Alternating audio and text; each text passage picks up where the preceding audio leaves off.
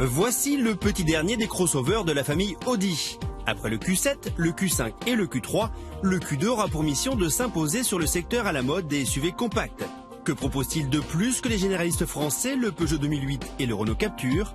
Est-il à la hauteur du seul SUV compact premium, le Mini Countryman?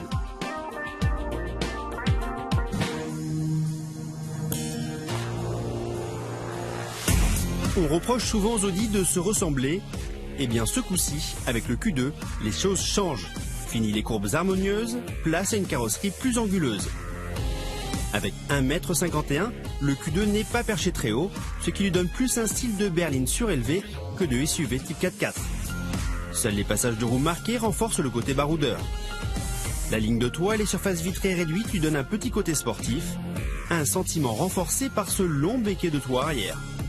Mais la grosse force de ce Q2, c'est la possibilité de le personnaliser avec entre autres ces lames en plastique dont on peut choisir le coloris. On vise une clientèle jeune, urbaine, une clientèle qui aime le design et qui aime afficher sa propre personnalité à travers leur voiture. 4,20 m de long, c'est 20 cm de moins que l'Audi Q3, son grand frère. On va voir si ça nous laisse de la place à l'intérieur. Alors à l'arrière, on a quand même relativement de la place. Au niveau des genoux, au niveau de la tête, l'assise est quand même un tout petit peu ferme. Mais là où ça se complique, c'est au niveau de la place du milieu avec le passage du tunnel de transmission. À l'avant, finition parfaite et ambiance très technologique avec des options normalement réservées au segment supérieur.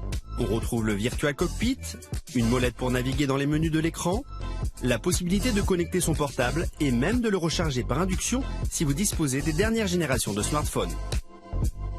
Côté coffre, 405 litres, c'est moins bien que le Peugeot 2008, mais c'est mieux que le Renault Captur ou le Mini Countryman. Au volant du Q2, une position assez basse qui se rapproche plus de celle d'une berline que de celle d'un SUV. Pour affronter la ville, il offre un système stop and start pour limiter la consommation d'essence et des avertisseurs d'angle mort. Mais il propose également une foule d'options comme l'avertisseur de collision ou l'assistance de conduite dans les embouteillages. Alors ce Q2 se montre vraiment très à l'aise en ville. On va lui faire passer le test du créneau. Allez, c'est parti. Déjà, on a la caméra de recul. Heureusement parce que derrière, le champ de vision n'est pas super. Par contre, en un seul tour de volant, on obtient le rayon de braquage maximum. Ça, c'est très reposant. La direction est souple. Et bien voilà, on y est. Ce Q2 est vraiment fait pour la ville. Et lorsque vous sortez de la ville, le Q2 vous offre aussi de nombreuses options.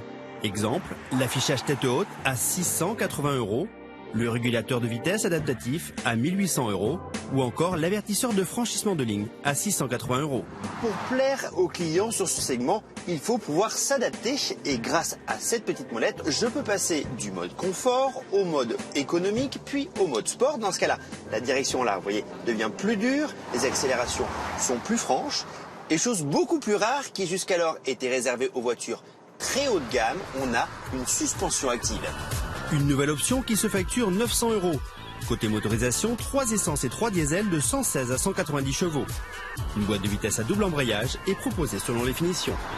Finalement, on aurait aimé le niveau de qualité perçu et les nombreuses technologies embarquées. Problème, avec le nombre d'options, le prix peut vite grimper. Le Q2 est donc plus moderne que le Countryman qui sera renouvelé l'année prochaine. Il est aussi plus luxueux que le Peugeot 2008 et le Renault Captur, mais ceci à un prix 30% plus cher en moyenne. L'entrée de gamme débutera à 26 500 €, mais notre modèle d'essai lui coûte 43 400 €, sortie prévue novembre 2016.